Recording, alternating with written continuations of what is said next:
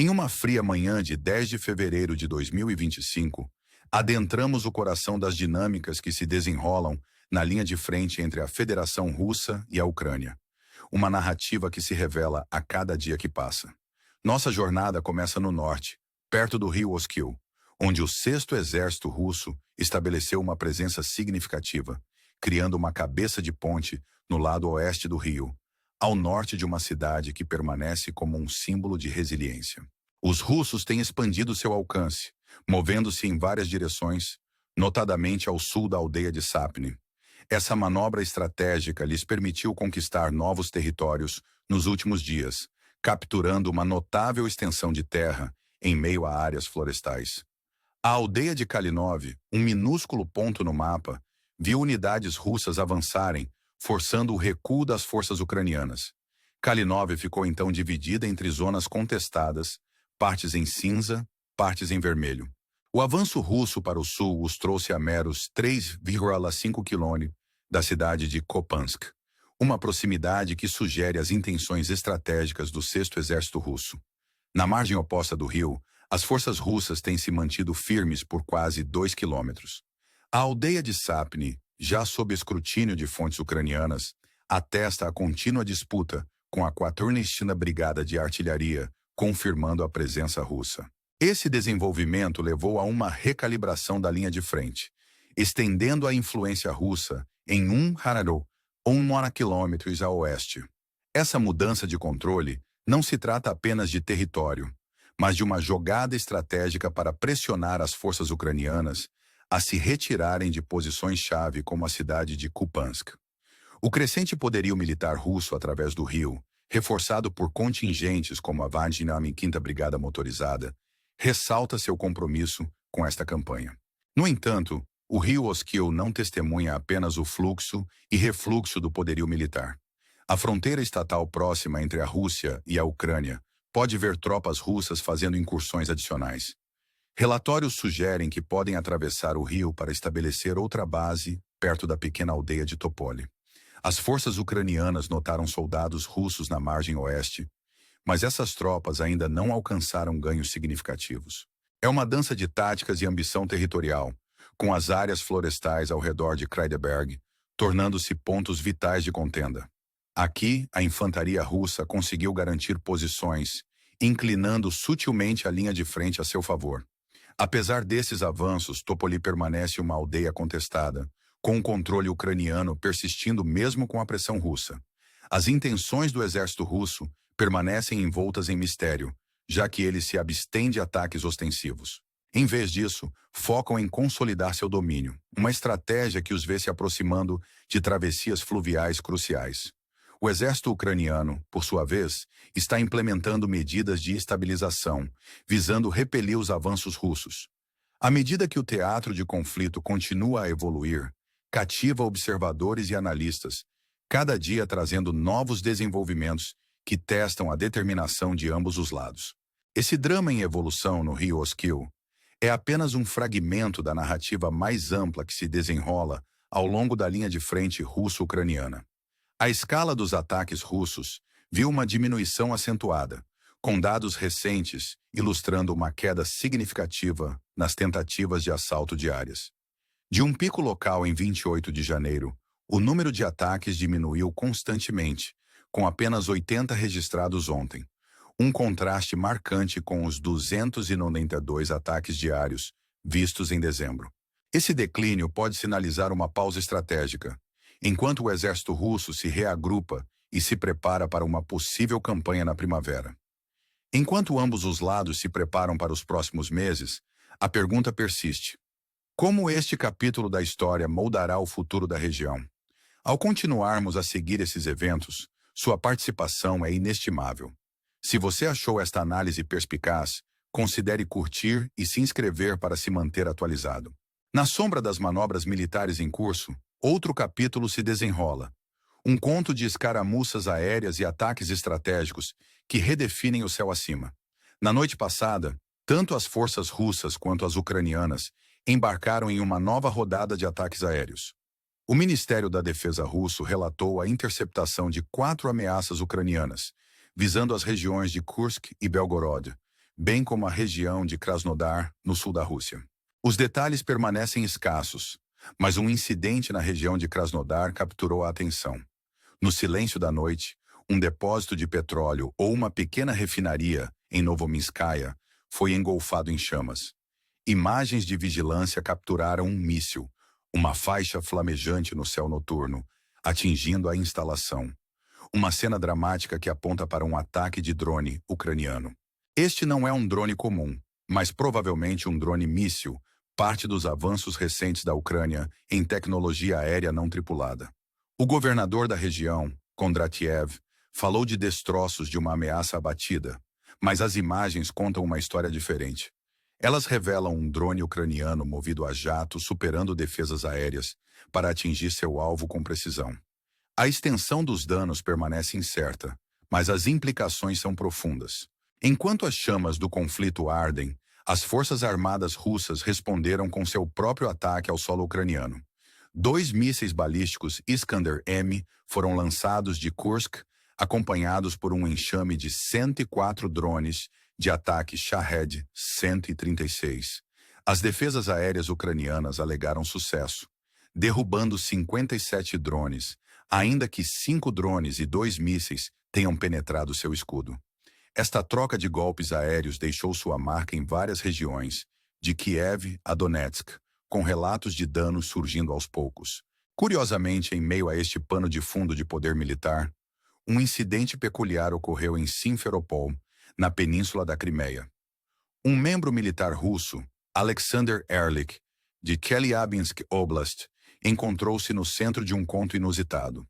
Sem uma carteira de motorista, Ehrlich comandou um veículo de transporte militar, um Kamaz, e em um evento inesperado, colidiu com uma aeronave de combate russa Sukhoi Su-25SM-3, estacionada no campo de aviação. O dano resultante tornou o avião uma perda total, um contratempo com um custo elevado de 386,8 milhões de rublos, aproximadamente 3,8 milhões de euros. Felizmente, não houve relatos de feridos, mas o incidente oferece um vislumbre da natureza imprevisível da vida em uma base militar. Esta série de eventos, de ataques aéreos a contratempos no solo, destaca a natureza complexa e multifacetada do conflito. Um lembrete de que por trás das grandes estratégias existem histórias individuais, cada uma contribuindo para a tapeçaria mais ampla da história.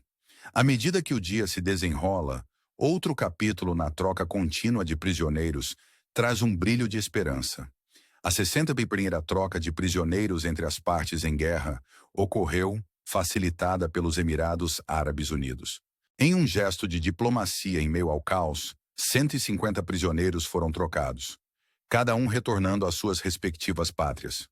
O lado ucraniano recebeu de volta 108 soldados, incluindo 22 membros da Guarda Nacional e 19 guardas de fronteira, espalhados por várias regiões antes de seu retorno. Entre eles estavam 18 oficiais, cujas patentes e funções não foram divulgadas pelo lado russo. À medida que esses indivíduos retornam para casa, carregam consigo histórias de resistência e sobrevivência, emblemáticas da resiliência do espírito humano diante da adversidade. Esta troca serve como um lembrete pungente de que, mesmo em meio ao conflito, caminhos para a reconciliação e compreensão ainda podem ser traçados. Ao pararmos para refletir sobre esses eventos, a pergunta permanece: o que está por vir para essas nações e seus povos enquanto navegam pelas complexidades da guerra e da paz? Se essa narrativa ressoar em você, considere nos apoiar com um like e uma inscrição para se manter informado sobre a história em desenvolvimento. Enquanto nos aprofundamos no cenário diplomático, a história toma um rumo em direção aos corredores do poder, onde líderes enfrentam o peso de decisões que podem moldar o futuro das nações. O presidente ucraniano, Volodymyr Zelensky, recentemente ganhou as manchetes com sua entrevista franca com o jornalista britânico Piers Morgan. Em um momento de introspecção, Zelensky expressou disposição para sentar-se à mesa de negociações com o presidente russo Vladimir Putin, se isso pudesse pavimentar o caminho para a paz na Ucrânia.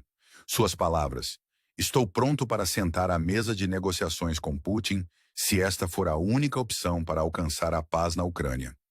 Ressoam com a esperança de uma resolução em meio à turbulência.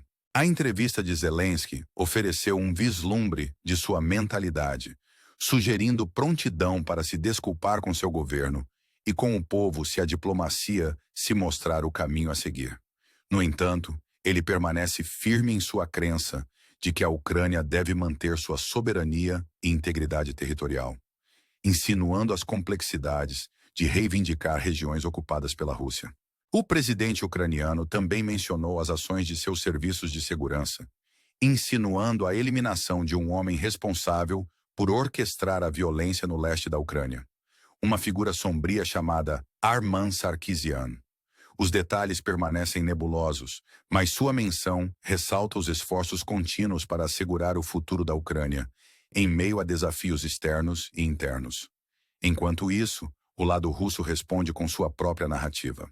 Dmitry Peskov, o porta-voz do presidente Putin, reiterou nesta manhã que Zelensky não é visto como o líder legítimo da Ucrânia pelo Kremlin. No entanto, ele enfatizou a abertura da Rússia para negociações, independentemente dessa posição, ilustrando as dinâmicas complexas em jogo. Quando questionado sobre a percepção de Putin em relação a Zelensky, Peskov respondeu com moderação, afirmando: "Para emoções pode não haver lugar aqui." Suas palavras refletem uma abordagem pragmática para o jogo de xadrez diplomático que se desenrola entre as duas nações. Peskov também confirmou a existência de contatos entre a Rússia e os Estados Unidos, observando que essas interações se intensificaram recentemente. Em meio a esse cenário diplomático, o ex-presidente dos Estados Unidos, Donald Trump, por meio de seu conselheiro Keith Kellogg, anunciou planos para apresentar uma proposta na próxima Conferência de Segurança de Munique. Esse plano supostamente visa acabar com a guerra, com detalhes envoltos em antecipação. Especulações sugerem que pode envolver uma nova delimitação dos territórios ocupados, com garantias de segurança para a Ucrânia para prevenir futuras agressões da Rússia. Enquanto o mundo aguarda a conferência em Munique, os desafios são grandes e a possibilidade de um avanço está no equilíbrio. Esta narrativa de diplomacia, estratégia e resiliência humana destaca as complexidades do conflito moderno, onde as batalhas são travadas não apenas no campo, mas também nos corredores do poder. Ao trazer esta exploração a um fechamento, convidamos você a ponderar a questão: em um mundo repleto de divisões, como podemos forjar caminhos para a paz que honrem a coragem e os sacrifícios daqueles na linha de frente? Seu apoio e envolvimento são cruciais enquanto continuamos a desvendar esses eventos. Se você achou este relatório perspicaz, encorajamos você a curtir e se inscrever, garantindo que você se mantenha informado enquanto navegamos pelas histórias em desenvolvimento de nosso tempo. Obrigado por se juntar a nós e até a próxima vez, que possamos lutar por compreensão e paz em todos os cantos do mundo. Em meio às manobras militares em andamento, outro capítulo se desdobra. Um conto de escaramuças aéreas e ataques estratégicos que redefinem o céu acima. Na noite passada, tanto as forças russas quanto as ucranianas embarcaram em uma nova rodada de ataques aéreos. O Ministério da Defesa russo relatou a interceptação de 4 ameaças ucranianas, visando as regiões de Kursk e Belgorod, bem como a região de Krasnodar no sul da Rússia. Os detalhes permanecem escassos, mas um incidente na região de Krasnodar capturou a atenção. No silêncio da noite, um depósito de petróleo ou uma pequena refinaria em Novominskaya foi engolfado em chamas. Imagens de vigilância capturaram um míssil, uma faixa flamejante no céu noturno, atingindo a instalação. Uma cena dramática que aponta para um ataque de drone ucraniano. Este não é um drone comum, mas provavelmente um drone míssil, parte dos avanços recentes da Ucrânia em tecnologia aérea não tripulada. O governador da região, Kondratiev, falou de destroços de uma ameaça abatida, mas as imagens contam uma história diferente. Elas revelam um drone ucraniano movido a jato superando defesas aéreas para atingir seu alvo com precisão.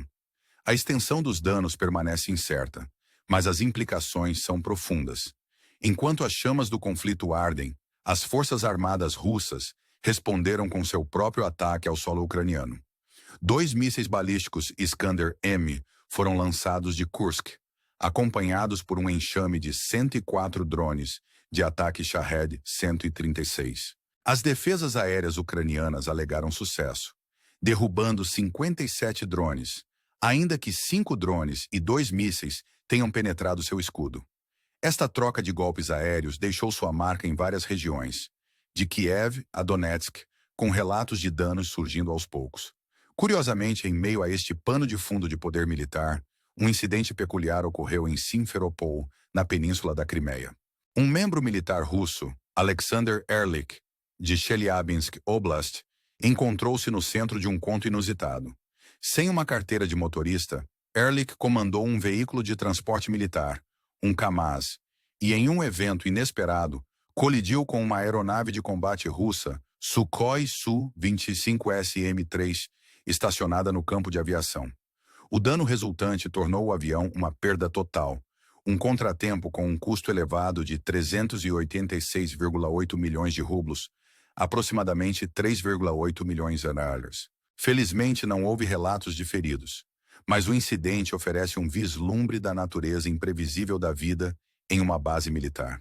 Esta série de eventos, de ataques aéreos a contratempos no solo, destaca a natureza complexa e multifacetada do conflito. Um lembrete de que por trás das grandes estratégias existem histórias individuais, cada uma contribuindo para a tapeçaria mais ampla da história. À medida que o dia se desenrola, outro capítulo na troca contínua de prisioneiros traz um brilho de esperança.